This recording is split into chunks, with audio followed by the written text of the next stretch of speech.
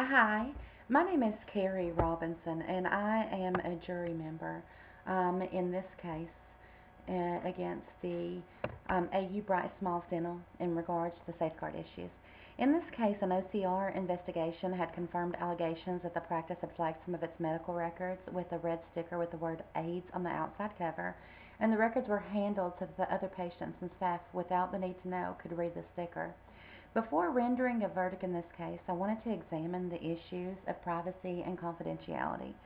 Privacy would refer to a person's expectations to keep the access of their own space and their own personal information. Confidentiality would refer to the ethical and even legal obligation to keep the information and not share information about people without their permission. Ethically, as a healthcare Provider, there should be a trusting relationship between the provider and the patient.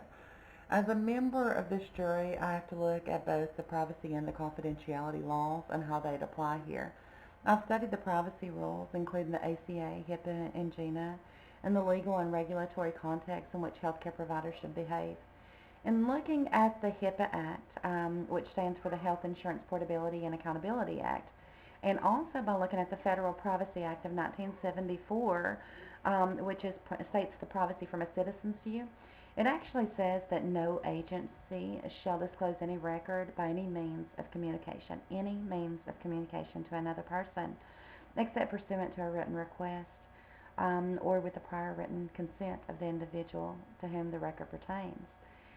It specifically states that the agency should have both administrative and physical security safeguards.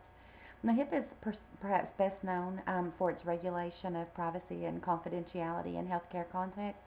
The portion of HIPAA that would affect the health information privacy, that would be known as the Administrative Simplification subtitle.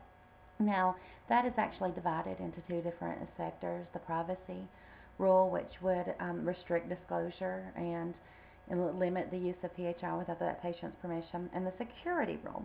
Now, that would establish administrative, physical, and technical safeguards to prevent the inadvertent disclosure of electronic PHI. Now, inadvertent disclosure of the person's health information is the key words here. Now, if the person determined that the risk of identifying the patient from the information in question was small, and in person, I mean the statistician that is looking at the case, and they see that all the identifiers are removed, then that would be de-identified. So it would be looked at it differently. Now, in this case, the records were easily identified. They were not de-identified. Their information was still there. It wasn't taken out. This security rule stated that the physical safeguards are required to prevent the disclosure of the personal information, inadvertently or not. Now, the red tags, which stated that the individuals had AIDS, were in plain sight for anyone to see, whether it was patients or other employees such as front desk or billing personnel. And any identifying information that hadn't been de-identified, now that would fall under the privacy rules disclosure standards. Now, HIPAA provides criminal penalties and even civil penalties for violations, and the Health Information Technology for Economic and Clinical Health Act of 2009 actually extended the HIPAA's requirements to include all the business associates. Now, that's anyone, any entity that would have or come in contact with the person's records.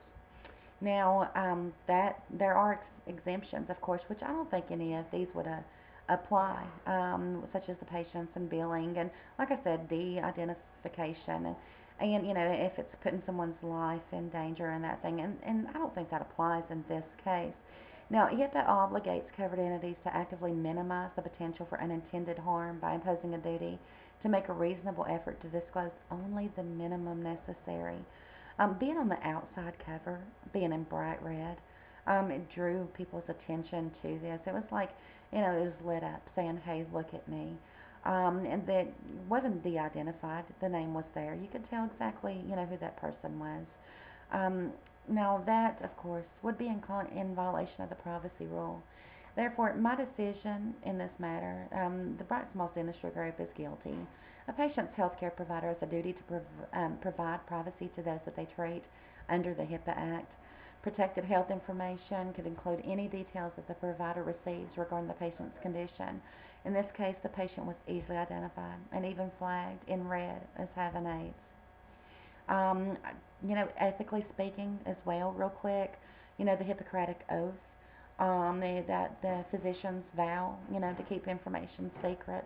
The Declaration of Geneva of 1948 states that the physician shall respect the laws and and the rights of patients, and shall safeguard patient competences within the constraints of the law.